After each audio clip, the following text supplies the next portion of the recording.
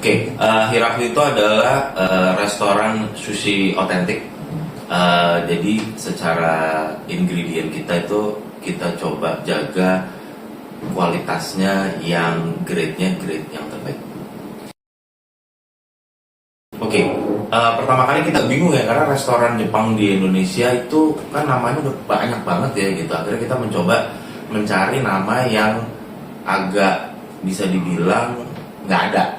Dan ternyata waktu itu cukup sulit gitu. Akhirnya kita ketemu kata Hiraku. Nah ternyata Hiraku itu adalah restoran terdekatnya itu, nama Hiraku ada di Kanada. Ya jadi bisa dibilang kayaknya setelah kita coba cek Hiraku yang benar-benar terdaftar dan ada di internet itu cuma kita doang sebenarnya. Jadi akhirnya kita pilih Hiraku, dan Hiraku itu juga punya arti tersendiri. Artinya adalah dia, kalau bahasa Inggrisnya itu artinya blooming atau berkembang atau membuka, terbuka gitu. Jadi kita konsepnya memang kita open, kita membuka untuk semua orang datang ke sini. Gitu.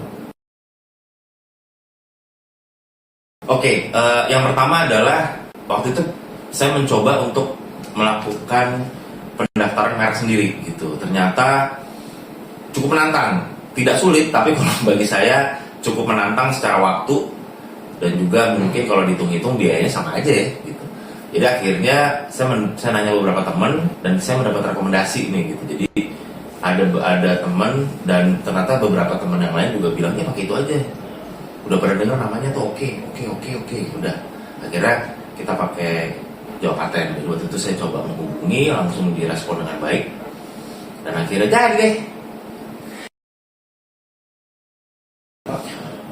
Yang kalau bagi saya yang paling penting adalah edukasinya gitu, bahwa kita sebagai orang awam kan kita nggak pernah tahu nih prosedurnya seperti apa dan terutama jangka waktunya gitu. Kan saya juga baru tahu ternyata kalau daftar, jadi harus sabar ya yang daftar merek tuh ya. Jadi kalau begitu daftar kita harus nunggu setahun baru nanti dikeluarkan, oke ternyata mereknya udah sesuai karena tidak ada orang lain yang mengklaim merek tersebut.